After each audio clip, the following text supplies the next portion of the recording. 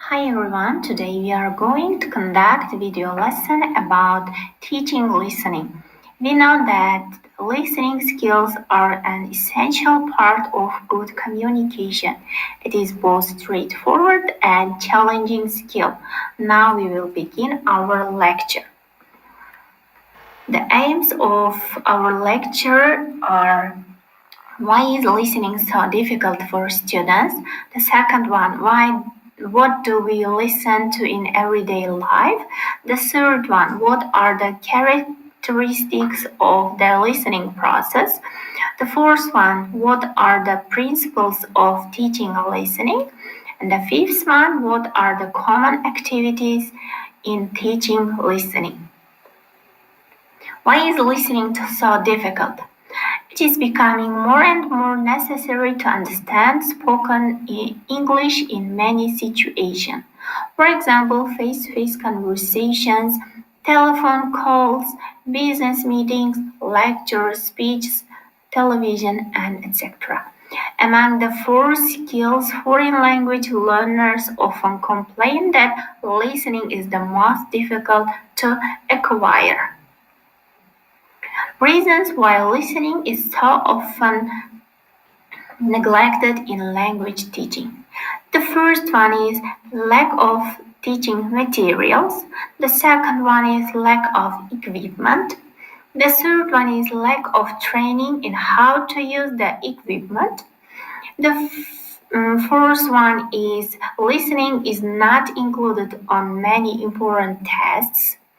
The fifth one, lack of real-life situations where language learners need to understand spoken English.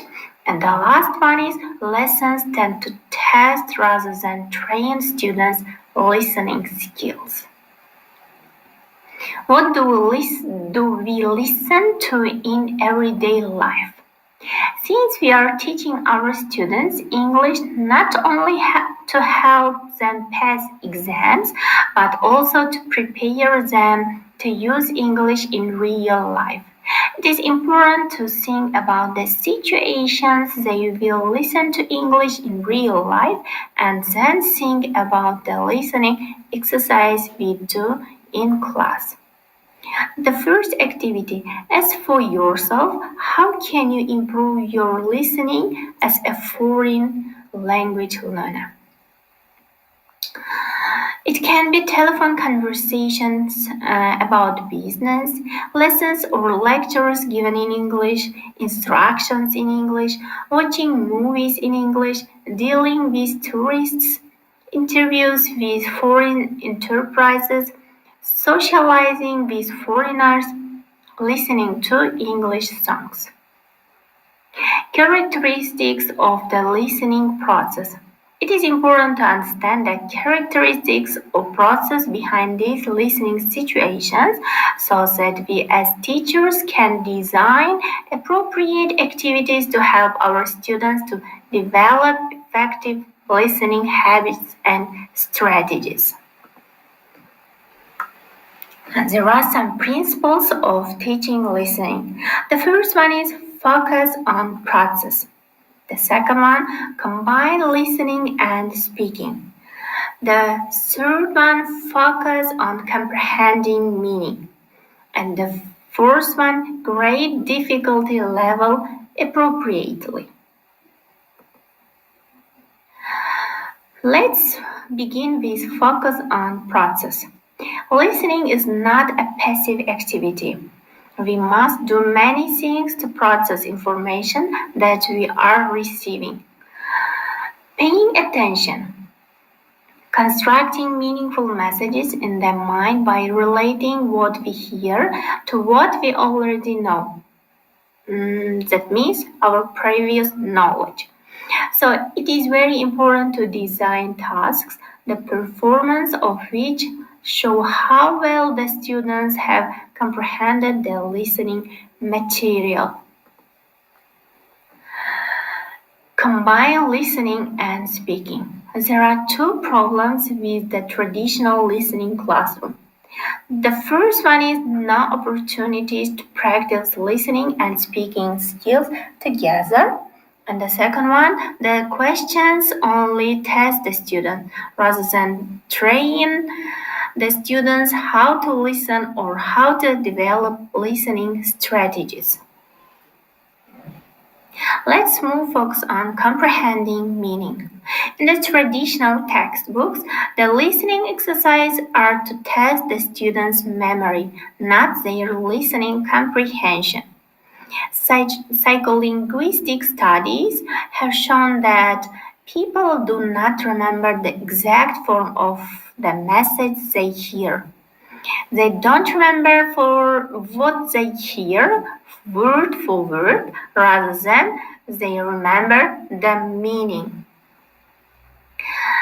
There are 3 teaching stages of listening. The first one is pre-listening activities. The second one is while listening activities, and the third one is post-listening activities. Let's begin with pre-listening activities. Pre-listening activities has 5 stages. The first one is predicting. The second one is setting the scene. The third one is listening for the gist. The fourth one is listening for specific information, and dictogloss. Let's begin with predicting. Good listeners are good predictors. There are many different activities that can be used to encourage students to predict the content of what they are about to hear. Visual aids are immensely helpful in aiding students' comprehension. They attract students' attention and help to and encourage them to focus on the subject in hand. Using pictures for prediction. In the beginning, students may have difficulty in predicting. In this case, the teacher can help them by asking leading questions.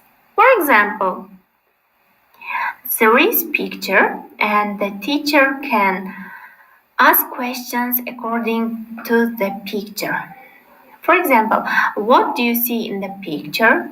What is behind the trees? What is on the tree? What is in the river? Another type of predicting task is to let students read the listening comprehension questions before they listen. Listening for the gist. Listening for the gist is similar to skimming a passage in reading. The key is to ask students 1 or 2 questions that focus on the main idea or the tone or mood of the whole passage. Notice that students can answer the gist questions even though they do not understand every word or phrase in the passage. Listening for specific information. There are situations in real life where we listen only for some specific details and ignore the rest of the entire message. For example, a weather forecast, announcements in train stations or airports. It is important to expose our students to a variety of types of listening texts for a variety of purposes so that they will develop a variety of listening strategies to use for different situations. Summary on pre-listening activities. Let's sum up our pre-listening activities. We may use more than one kind of pre-listening activity. Pre-listening tasks shouldn't take much time. The purpose of pre-listening activities is to activate the student's shame to provide context. Let's move to while listening activities. The while listening stage is the most difficult for the teacher to control, because this is where the students need to pay attention and process the information actively. Some tasks for while listening activities. Listen and tick. Directions. You are going to listen to 3 students talking about their school subjects. Listen carefully and decide if they like or dislike the subjects. Put a tick for the like and X for dislike. The next activity is listen and sequence. There is also a direction for this task. Listen to an announcement of the order of the games at a sports meeting.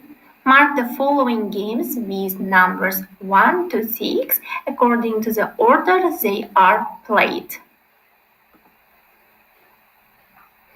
Advantages of the above listening activities. They personalize the lesson and make the listening interesting, and they integrate listening with the other skills, especially with speaking. Summary on while listening activities. Most of the time, it is helpful to provide a task for the students to do something while they are listening.